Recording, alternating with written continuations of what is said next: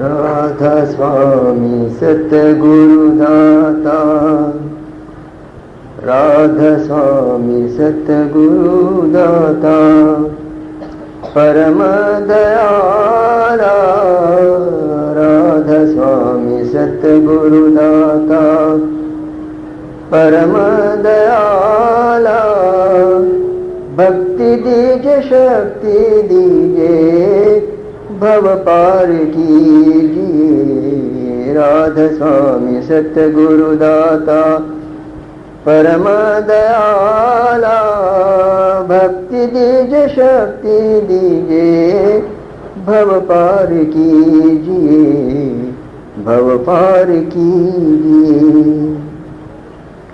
तुमरे चरण में आए हैं स्वामी, तुमरे चरण में आए हैं स्वामी। कीजिए दया हम पे अंतर्यामी, कीजिए दया हम पे अंतर्यामी। काले कर्म का बंधन छूटे, काले कर्म का बंधन छूटे। जन्म मरण से नाता टूटे, जन्म मरण से नाता टूटे, नाता टूटे। राधा स्वामी सतगुरु दाता, परम दयाला। भक्ति दीजिए शक्ति दीजिए, भव पार कीजिए, भव पार कीजिए। राधा स्वामी। मेरे पूज्य गुरु भाई, गुरु बहन जी और गुरु स्वरूप भाई और बहनों के चरणों में मस्तक नवाता हूं।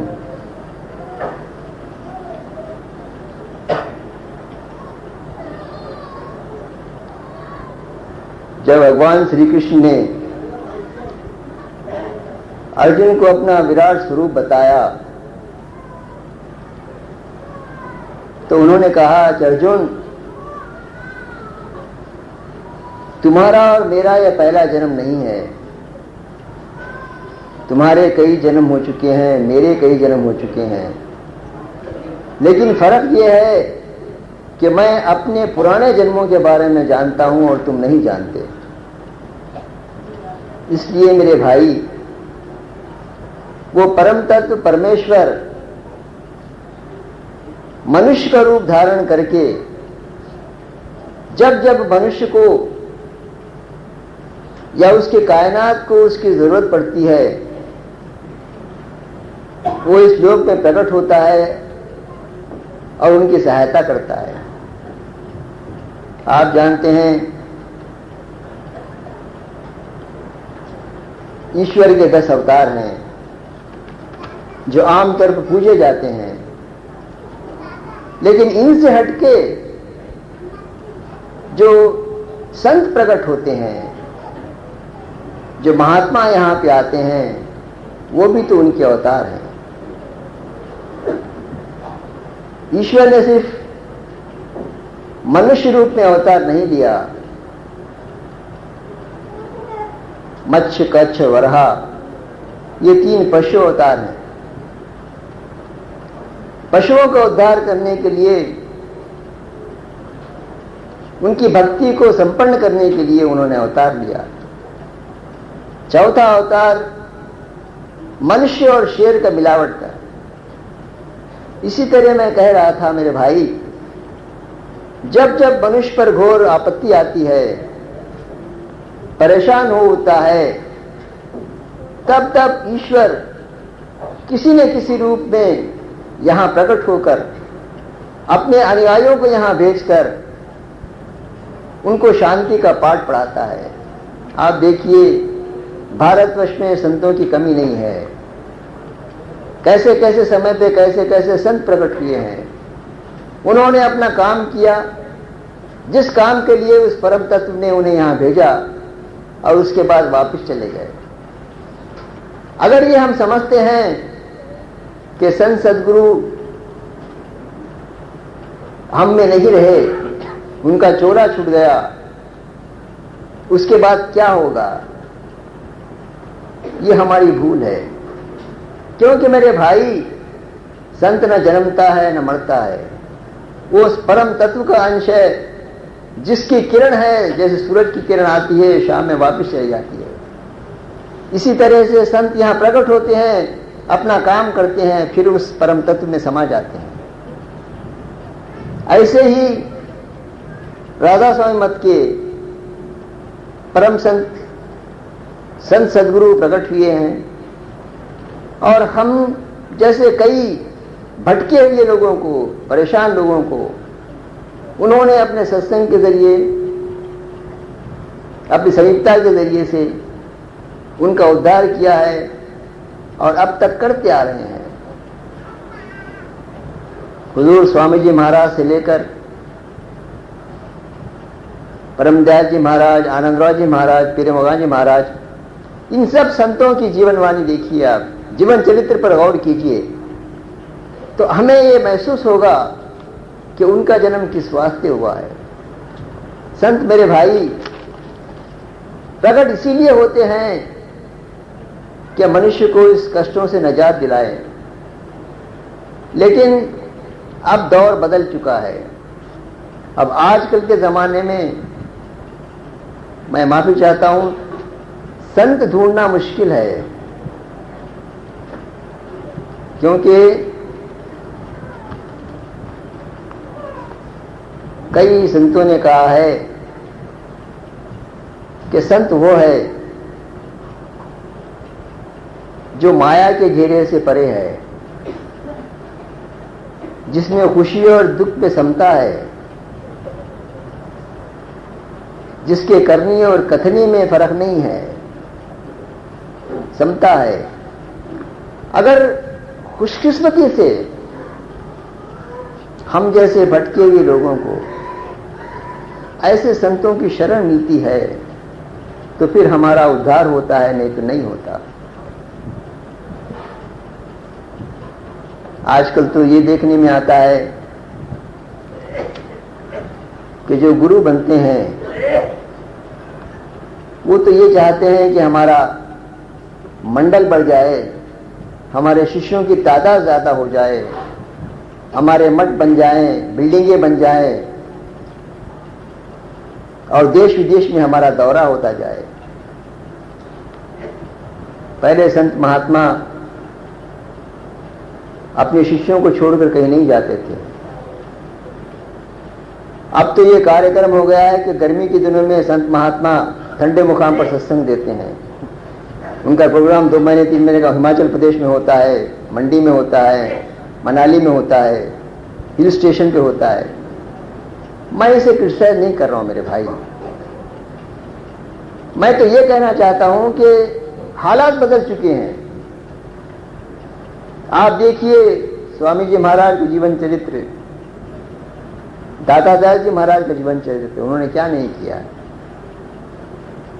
जो आदमी संतों के शरण में आ गया उसका उद्धार हो गया मेरे भाई, क्योंकि संत आपको कुछ देते नहीं है, लेकिन जो देते हैं वो हम लेते नहीं हैं। हम संतों की शरण में जाते हैं, किसी कुछ चीज की तलाश होती है, कोई रुपया चाहता है, कोई दौलत चाहता है, कोई संतान चाहता है, कोई और कुछ चाहता है। इस चाह को लेकर हम संतों के दरबार में जाते हैं और जो संत देना चाहते हैं वो हम नहीं लेते। संत हमें ये देना चाहते हैं कि भाई तुम्हारा मानव जीवन हुआ है, अब कितने दिन तक इसी तरह से यहाँ घूमते फिरोगे, 84 के चक्कर में घूमते रहोगे, कभी ना कभी तो यहाँ से मुक्ति पाओगे या नहीं पाओगे। परमदयाल जी महाराज, दादादास जी महाराज फरमाते थे, जितने सत्संग मेरे पास आते हैं मेरे भाई, उनमें कभी कभारी ऐसा होता है जिसे तरने की चाह होती है, तारने वाला है लेकिन तरना नहीं चाहते, क्योंकि हमारी ख्वाहिशात बढ़ गई हैं, कामनाएं बढ़ गई हैं, भावनाएं बढ़ गई हैं, और यही कारण हमारे दुख सुख का है। क्योंकि मनुष्य के मन में जब आशाएं फूटती हैं उसकी पूर्ति नहीं होती जब आदमी दुखी होता है। और हर आशा का पूरा होना तो मुमकिन नहीं है। इसीलिए संत क्या फरमाते हैं, भाई अपने आशाओं को कम करते जाओ, अपनी कामनाओं को कम करते जाओ, अपनी भावना को कम करते जाओ। एक जमाना था कि आदमी 100 रुपए में जिंदगी अपनी परिवार से गुजर बसर करता था। आजकल का वक्त यह है कि 100 रुपए का अगर आप छुट्टा लें तो पता नहीं चलता कि कहां चला गया। ये क्यों हुआ है? ये हमारी आदतें बदल चुकी हैं। हर आदमी अब चाहता है कि वो उसके घर पैसा ज्यादा हो, अच्छी इमारत हो, रहन सहन अच्छा हो, खान पान अच्छा हो, सवारी के लिए 4 पहिए गाड़ी हो। ये अगर हमारे मन में ख्वाहिशात पैदा हुई है और हम ख्वाहिशात की तकमील नहीं कर सकते, हर आदमी के बस में नहीं है, क्योंकि हमारे जरूरत जिंदगी लिमिटेड हैं। आशाएं तो हमारे मन में हैं, लेकिन जब उससे तकमील नहीं होती तो मैं जैसे फरमा रहा था, जैसे कर रहा था मेरे भाई, कि हमें दुख प्राप्त होता है तो हम कोसने लगते हैं उस मालिक को कि देखिए उसने तो उसको ये सब कुछ दिया और मुझे कुछ नहीं दिया। मालिक का कोई दोष नहीं है मेरे भाई, उसके आगे सब समान है। उसके पैदा करने वाला वो है, उसकी रखवाली करने वाला वो है। लेकिन हम अपने कर्मों के वश अच्छे बुरे कर्म भोगते रहते हैं। जब हमारे शुभ कर्म फल देते हैं तो हमें खुशी होती है, जब हमारे अशुभ कर्म फल देने लगते हैं तो हम परेशान होते हैं। तो इसलिए संत फरमाते हैं कि भाई तुम्हारे सुख दुख का दाता कोई और नहीं है, ये तुम्हारे कर्म है। एक तो पिछले जन्म के कई जन्मों के कर्म तुमने अपने साथ बांध रखे हैं और जिसको तुम छोड़ना नहीं चाहते, उससे हट के इस जन्म में जानकर अनजाने में ऐसे कर्म करते जा रहे हैं जिसका तो फल तुम्हें भोगना ही है। संत फरमाते हैं कि अगर कोई आदमी का अंत समय आया, हर आदमी को कभी ना कभी तो जाना ही पड़ेगा, कोई पहले जाएगा कोई बाद में जाएगा, लेकिन जब जाने का समय आता है और उसके मन में ऐसी कामनाएं पनपती रहती हैं, फुर्ती रहती हैं, जो कंप्लीट नहीं हुई, जो जिसकी तकमील नहीं हुई, तो वो आदमी अपने कामनाओं की और भावना के बंधन से ऊपर नहीं जा सकता। शरीर छोड़ने के बाद साइंटिफिकली या परमात्मी उस पॉइंट ऑफ व्यू से अगर हम सोचें तो जब शरीर छूटता है तो 1 महीने तक हमारी आत्मा इसी मंडल में चक्कर काटती रहती है, क्योंकि वो उस दूसरे शरीर की तलाश में रहती है जिसमें जाकर हमारे जो इनकम्प्लीट कामनाएं या भावनाएं हैं उसकी पूर्ति करने के चक्कर में रहती है। इसलिए अगर हम चाहते हैं कि देखिए राधा स्वामी मत में या दूसरे जो मतांतर हैं उसमें मेडिटेशन पर ज्यादा जोर दिया गया है। मेडिटेशन क्या है? जैसे हम बीमार पड़ते हैं, अच्छा खाना खाते हैं, अच्छा भोजन करते हैं, दवाई लेते हैं, विटामिन लेते हैं शरीर को हष्ट चुस्त बनाने के लिए, उसी तरह अगर हमारा मन जब बीमार होता है तो उसके लिए कोई दवाई नहीं है। उसके लिए दवाई क्या है? साधन है, अभ्यास है, मेडिटेशन है। इसलिए हर संत, हर महात्मा ये कहते हैं कि भाई 24 घंटे में कम से कम एक आधा घंटा, 15 मिनट, 1 घंटा ऐसा निकालो जिसमें अपने मन की एकाग्रता पर ध्यान दो, चित्त की वृत्ति एक जगह टिकाओ। क्योंकि 15 मिनट, 10 मिनट, आधा घंटा अगर हमारी चित्त की वृत्ति एक मुकाम पर ठहरती है, एकाग्र होती है, तो मन की जो खोई हुई शक्ति है वो फिर प्राप्त हो जाती है। जैसे हम रात में सो जाते हैं, थके हुए रहते हैं, परेशान रहते हैं, जब सुबह उठते हैं तो चुस्त हो जाता है। वो सुस्ती बाकी नहीं रहती, वो परेशानी बाकी नहीं रहती। जो पहला ख्याल अपने उठते ही क्या फायदा पैदा होता है भाई? शांति है, स्वच्छता है। इसलिए संत फरमाते हैं कि भाई जिस तरह से हमारे शरीर के लिए ये खुराक जरूरी है, ये विटामिन जरूरी है, ये दवाएं जरूरी हैं, उसी तरह हमारे मन के लिए साधन जरूरी है। और संत जो कहते हैं वो गलत नहीं कहते हैं। और सादा समय मत में जिस तरह का अभ्यास सिखाया गया है, उससे अच्छा तरीका मैं नहीं समझता हूं किसी दूसरे मत मतांतर में। क्योंकि आप सब जानते हैं कि इस मुकाम पर सारी शक्तियां जहां ऊपर से उतरती हैं, यहां एकाग्र होती हैं। अब हम सो जाते हैं, सारे जिस्म की शक्तियां यहां आकर इकट्ठा हो जाती हैं। जब हम सुबह जागते हैं, यहां से जो शक्ति है पूरी 10 नाड़ियों में फिरने लगती है। तो हमारे पास जो राधा स्वामी मत में जो अभ्यास सिखाया जाता है, यहां से ऊंचा चढ़ने का अभ्यास है। और जब तक कोई मनुष्य इससे ऊपर नहीं चढ़ता, जन्म मरण के चक्कर से छुटकारा नहीं मिलता। चाहे किसी संत महात्मा के दर्शन कर लो, किसी देवी देवता की पूजा कर लो।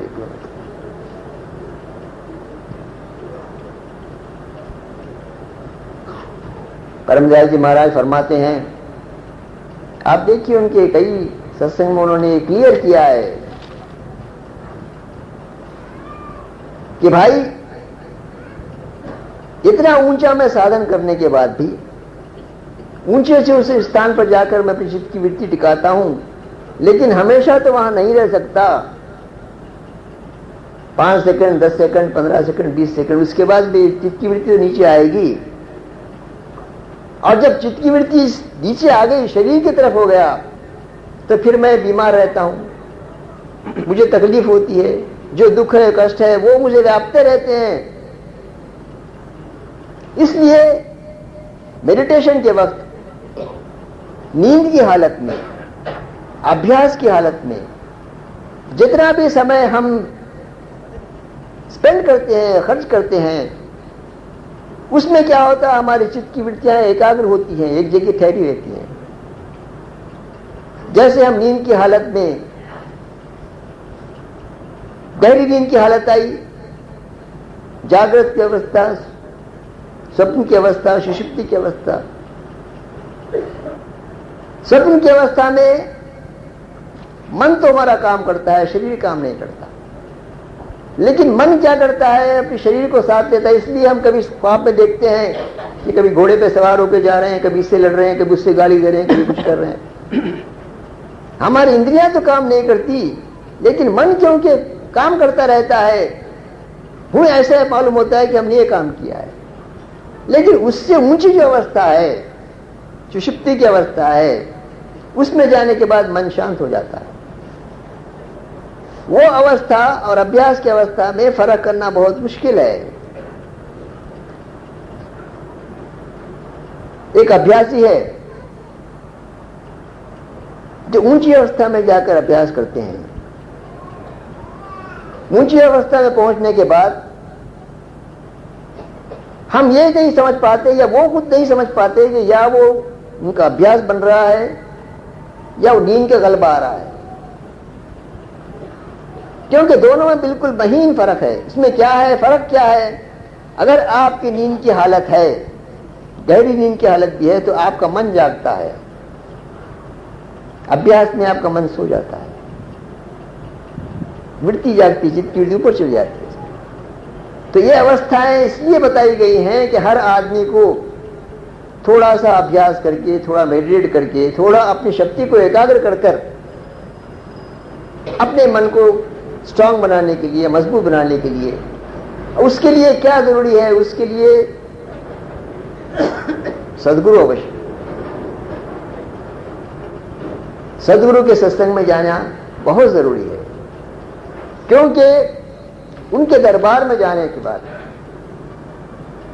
वहां उनका रेडिएशन ऐसा होता है कि हमारे मन में जो गलत ख्यालात आ रहे हैं, हमारे मन में जो अशांत भाव आ रहे हैं, वो शांत हो जाते हैं। आप महसूस कीजिए, किसी सत्संग में जाकर आप बैठिए, चाहे आप कितने भी परेशान हो, जिस्मानी तकलीफ से या हालात की तकलीफ से, जब तक आप अभ्यास में उनका प्रवचन सुनते रहेंगे, वहां सत्संग में बैठेंगे, आप दुख नहीं व्यापता, तकलीफ नहीं व्यापती। इसलिए सत्संग जहां होता है वहां का रेडिएशन काम करता है। सारे संतों ने कहा है कि भाई जहां भी सत्संग मुयस्सर हो, किसी संत महात्मा का वहां जरूर जाना चाहिए। एक चीज और मैं बताना चाहता हूं, किसी संत महात्मा के सत्संग में जाने के बाद जब हम उनके सम्मुख जाते हैं तो किसी चीज की कामना मत करना। संत वही है जो आपके बिना कहे हुए आपकी तकलीफ को पहचाने, आपकी जरूरत को पहचाने, और पहचानता है। जैसे हम मंदिर जाते हैं, मूर्ति के आगे हम हाथ जोड़कर प्रार्थना करते हैं कि मालिक मेरी ये तकलीफ कम कर दे, ध्यान करते हैं। उस ध्यान से क्या होता है, मनोबल बढ़ता है, शक्ति आती है और हमें उसका फल भी मिलता है। जब पत्थर की मूर्ति के आगे हम सर पसार कर, हाथ फैलाकर हम बोलते हैं अखंड मंगलाकार व्यापक, इस तरह से हम अगर उनकी स्तुति करते हैं, उनसे हम अपने मनोकामना की पूर्ति के लिए प्रार्थना करते हैं, तो क्या संत सदगुरु के सामने हम प्रार्थना करने से हमारे फल नहीं पड़ते? जीवित मूर्ति के आगे हम प्रार्थना करने से क्या हमारी समस्याएं दूर नहीं होगी? होती हैं। लेकिन जैसे कि मैंने आपसे अर्ज किया, आपके मन में, हमारे मन में अगर कई कामनाएं हैं तो ये हर पूरी कामना एक साथ तो कभी नहीं होती। संत के पास जाते हैं, दर्शन करते हैं, हमारे मन में जो कामना है उसकी सफल होने की प्रार्थना करते हैं। लेकिन अगर फर्ज कीजिए आपके मन में 10 कामना है तो 10 तो सफल होने से रही आपकी। इसीलिए संत क्या फरमाते हैं कि भाई जितना कम हो सके अपने मनोकामनाओं को पूरी करो, कम करते जाओ, भावना को कम करते जाओ, हमारी जरूरत जिंदगी को कम करते जाओ। क्योंकि उस वक्त क्या होगा, आपको गैर जरूरी तौर पर रुपया पैसा कमाने की होड़ नहीं लगेगी, किसी को देख के आपके दिल में जलन नहीं होगी, किसी को परेशान करने का ख्याल आपके दिमाग में नहीं आएगा। और जब आपके मन में अच्छे ख्यालात पैदा होंगे, अच्छे ख्यालात आपको खुशी देंगे, बुरे ख्यालात आपको दुख देंगे, दुखी करेंगे। अगर फर्ज कीजिए हम किसी को, हमारा दोस्त है या हमारे दुश्मनी क्यों है समझिए, जिससे हमारी नहीं बनती, अगर उससे 2 मीठे बोल हम बात कर लेते हैं तो हमारे मन में शांति पैदा होती है। बजाय उसके 2-4 गालियां दिए, 2-4 थप्पड़ मार लिए, उससे क्या होता है, मन उजागर हो जाता है, विचलित हो जाता है, मन पर कंट्रोल नहीं रहता। और लामाला क्या होता है, उसका असर क्या होता है, इंद्रियों पर पड़ता है, आपके मन की अवस्था बदल जाती है। इसलिए संत ये फरमाते हैं कि मेरे भाई ये सारे जिस्म में, सारे शरीर में मन ही एक ऐसा केंद्र है जिसको अगर हम कंट्रोल कर रहे हैं तो ये हमारा सबसे बड़ा साथी बन जाता है। क्योंकि आप देखिए जितनी कल्पनाएं होती हैं हमारी, चाहे अच्छी कल्पनाएं हो, बुरी कल्पनाएं हो, मन से उत्पन्न होती है। पहले मन में ख्याल आता है, तभी इंद्रियों में आता है, शरीर में फैलता है। तो अगर हम मन में अगर बुरे ख्यालात को उपजने से हम रोकें तो हमारा शरीर इफेक्ट नहीं होता उससे। हम अपने शरीर को स्थिर रख सकते हैं, मन को स्थिर रख सकते हैं। और सबसे बड़ी चीज यह है कि अगर हमें संत सदगुरु का चरण मिल जाए तो फिर हमें कुछ मांगने की जरूरत नहीं पड़ती, क्योंकि उनके रेडिएशन से हमारे बहुत से दुख दूर हो जाते हैं। अगर कर्म कटना है तो सदगुरु की दया से कटना है और किसी की दया से नहीं कटते। तुलसी रेखा कर्म की मेट सके ना राम, तुलसी रेखा कर्म की मेट सके ना राम, मेट सके तो जानिए ये है गुरु का काम। गुरु के दरबार में आने के बाद कई कर्म जो हमारे हैं वो मिट जाते हैं। जो प्रारब्ध कर्म है वो तो मिटते नहीं है, लेकिन उसका भाव कम हो जाता है, उसकी वेलोसिटी कम हो जाती है। तो ये गुरु के चरणों में आने का फल है। मैं एक आपको वाक़या बताता हूं। कई दिन पहले की बात है, जब हुजूर दातादार जी महाराज हैदराबाद में तशरीफ लाए थे, चार कमान में सत्संग हो रहा था, तो उनके एक बहुत ही गहरे मित्र, सत्संग भी थे, मित्र भी थे। जब वे सत्संग शुरू करने जा रहे थे तो वो भागते हुए आए, परेशान थे, दातादार के चरणों में गिरे, रोने लगे। तो दातादार जी ने कहा कि भाई क्या बात है, बताओ तो सही, क्यों परेशान हैं आप, दुखी क्यों हैं? बोले महाराज मुझे ज्योतिषी पर बड़ा विश्वास है, ज्योतिष पर में बड़ा विश्वास है, और मेरा एक दोस्त है जो बहुत अच्छा ज्योतिष है। तो एक मर्तबा 2-4 रोज पहले मैं बैठा था उसके पास, सबकी कुंडलियां देख रहा था। उसने बोला भाई तुम्हारी कुंडली देखिए कैसी है। मजाक मजाक में उसने कहा कि भाई आपकी कुंडली भी देखिए कैसी है। तो मैंने कुंडली बताई तो वो बहुत शोकित हो गया, परेशान हो गया। मैंने उसे पूछा कि भाई क्यों परेशान हो रहे हो, क्या बात है, मेरी कुंडली में ऐसी क्या बात है जो तुम्हें दुख दे रही है, परेशान कर रही है? तो उसने कहा कि मैं क्या बताऊं, अगर मैं बताता हूं तो अच्छा नहीं लगता, नहीं बताता हूं तो अच्छा नहीं लगता उसमें, लेकिन तुम मेरे मित्र हो, तुमको ज्योतिष पर विश्वास है, इसलिए मैं अपना फर्ज समझता हूं कि असलियत में बता दूं। तुम्हारा अंत करीब आ चुका है, फला दिन फला घंटे तुम्हारा अंत समय आ गया। तो इन्होंने कहा कि महाराज इस तरह से सुनने के बाद से मेरे होश ठिकाने नहीं है, मैं बहुत परेशान हूं उसके अंदर, और वो समय भी आज का समय है, अंत समय आने वाला है, और मुझे बचाइए, आपके सिवा कोई नहीं बता सकते। तो हुजूर महाराज ने भाई ये क्या है, ठीक है, क्योंकि उसके दिमाग में नेगेटिव ख्याल आ गया था। संत हमेशा क्या कहते हैं, अपने दिमाग में नेगेटिव ख्यालात मत रखो, be positive in thinking, never entertain any negative. क्योंकि नेगेटिव ख्यालात आने से हमारा मन कमजोर होता है, हमारा जिस्म कमजोर होता है, हमारे ख्यालात कमजोर होते हैं। तो क्योंकि वो ज्योतिषी पर इस विश्वास था, ज्योतिषी ने ये बात कही थी, इस बात इनके मन में विचार आ गया, एक भावना आ गई। क्योंकि पहले तो ख्याल आता है, अगर ख्याल को पकाते रहे तो वो संकल्प बन जाता है। तो ख्याल को पकाते पकाते पकाते ये क्या हो गया कि यकीन हो गया कि ज्योतिषी ने जो कहा वो सही है, मेरा अंत का आया। तो महाराज ने उसके बाद कहा कि ठीक है मैं सत्संग शुरू कर रहा हूं, तुम बैठ जाओ यहाँ पर। उनको बिठा दिया, अपने पैर के पास बिठा दिए, तखत पे बैठे थे, सर पे हाथ रख दिए, सत्संग इन्होंने जारी किया महाराज। तो 2 घंटे उसकी आंख लग गई, उनकी आंख 2 घंटे लग गई। 2-3 घंटे सत्संग चलता रहा। जब सत्संग खत्म हो गया, प्रसाद तकसीम हो गया, सब कुछ हो गया, उसके बाद सब लोग चले गए। तो 1-2 लोग जो थे महाराज के साथ के वो थे, तो महाराज ने कहा कि भाई ये तो सो गया है, इसे उठाओ, घर तो भेजो इसे।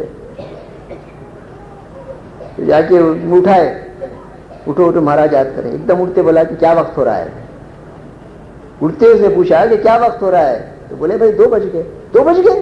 मेरा अंत समय तो 12 बजे आने का था, मैं तो अब जिंदा हूं उसमें। तो मेरे कहने का मतलब मेरे भाई, संत के लिए कोई चीज मुश्किल नहीं। संत वो देता है जिसकी हमें आवश्यकता है, ईश्वर जो देता है जिसकी हमें आवश्यकता है, लेकिन दूसरे रूप में देता है। हम समझते नहीं है, हम समझते हैं कि हमारी मांग उसके पास पूरी नहीं होती। अब जैसे कि माँ है, छोटे बच्चे के साथ बाजार जाती है, ठेले वाला है, उसके पास मिठाई रखी हुई है, उस पर मक्खियां भिन-भिना रही है, बच्चा जिद करता है कि मुझे वो मिठाई दो। माँ जानती है कि वो मिठाई उसके लिए ठीक नहीं है, हानिकारक है, तो बोलती है कि बेटा ये मिठाई नहीं, मैं दूसरी मिठाई दूंगी तुझे। बच्चा तो परेशान होता है, रोता बिलखता है, माँ गुस्से में आकर थप्पड़ भी लगा देती है। वो हालत हमारी है। ईश्वर के दरबार में हम जाके बिलखते हैं कि मुझे वो चाहिए, ये चाहिए, वो चाहिए। हम जानते नहीं कि हमारे लिए अच्छा क्या है, बुरा क्या है। वो देता है वो, लेकिन जो हमारे लिए ठीक है वो देता है। इसलिए मेरे भाई ज्यादा समय नहीं लूंगा मैं। ये एक चीज मैं आपसे ये अर्ज करना चाहता हूं, मालिक के दरबार में जाकर चाहे किसी पर विश्वास हो, आपको किसी देवी देवता पे हो, किसी पीर मुर्शिद पे हो, किसी पर हो विश्वास, एक गुरु, एक